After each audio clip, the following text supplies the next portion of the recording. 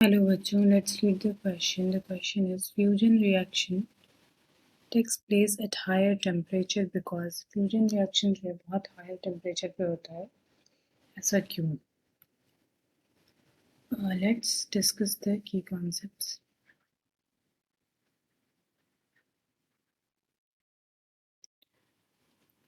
अगर हम किसी भी पार्टिकल को अगर टेम्परेचर उसकी बढ़ाते हैं तो एवरेज काइनेटिक एनर्जी उसकी क्या होती है?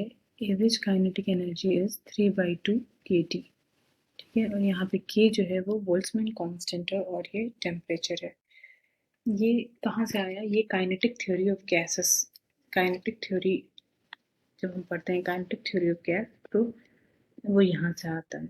ठीक है, average energy of the particle और गैस मॉलिक्यूल, यहाँ पे तो न्यूक्लियस के पास बात हो रही है, तो ये हो जाएगा 3/2 kT.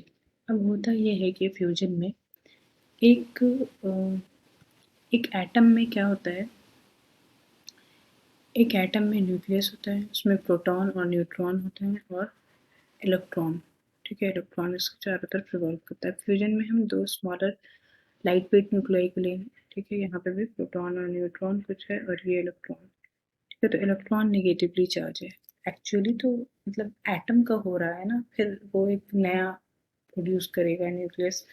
जो लेबोरेटरीज में होता है वो ऐसे ही होता है. तो एटम में इलेक्ट्रॉन जो है वो नेगेटिवली चार्ज है, तो ये दोनों जो है एक दूसरे को रेपेल करेंगे.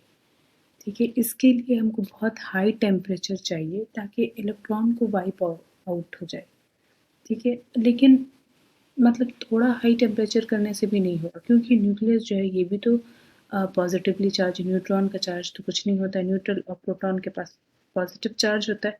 तो फिर क्या करेगा? ये दोनों जो प्लस प्लस चार्ज है ये एक दूसरे को रेपेल करेगा. तो हमको इतनी हाई एनर्जी चाहिए कि जो कूलम्ब बैरियर है वो आसानी से ओवरकम कर ले. कूलम्ब बैरियर हम कहते हैं कि इन दोनों के पास चार्ज है तो कोई पोटेंशियल होगा ना, कूलम्बिक पोटेंशियल. वो तो ये तभी पॉसिबल है न्यूक्लियर फ्यूजन जब हम बहुत हाई टेम्परेचर दें, मतलब बहुत हाई टेम्परेचर दें और उसकी जो टेम्परेचर और उसकी जो काइनेटिक एनर्जी है वो बहुत ज़्यादा हो, और वो क्या हो? ये गिवन एज 3/2 kT. हर न्यूक्लियस के लिए ये 3/2 kT वैल्यू वैलिड नहीं है, लेकिन हम मान लेते हैं कैलकुलेशंस के लिए. ठीक है, तो इसको इतनी ज़्यादा हम टेम्परेचर दें कि इसके पास बहुत सारा काइनेटिक एनर्जी आ जाए, जो रिपल्शन बिटवीन इलेक्ट्रॉन इलेक्ट्रॉन हो रहा है और जो न्यूक्लियस से भी जो पॉजिटिव चार्ज के बीच में रिपल्शन हो रहा है वो उसको ओवरकम करे, कूलम्बिक बैरियर को ओवरकम करके दे बोथ गेट, मतलब वो दोनों रिकम्बाइन करके फिर फ्यूज़ करके एक नया न्यूक्लियस फॉर्म कर लें. इसीलिए बहुत हाई टेम्परेचर चाहिए. ड्यूटेरियम के लिए it is almost of 10⁹ kelvin का चाहिए होता है. This is very high temperature. ठीक है, तो इसमें करेक्ट ऑप्शन होगा kinetic energy is high enough to overcome repulsion between nuclei. ठीक है, ऑप्शन डी सही होगा. Okay, I hope you will understand. Thank you.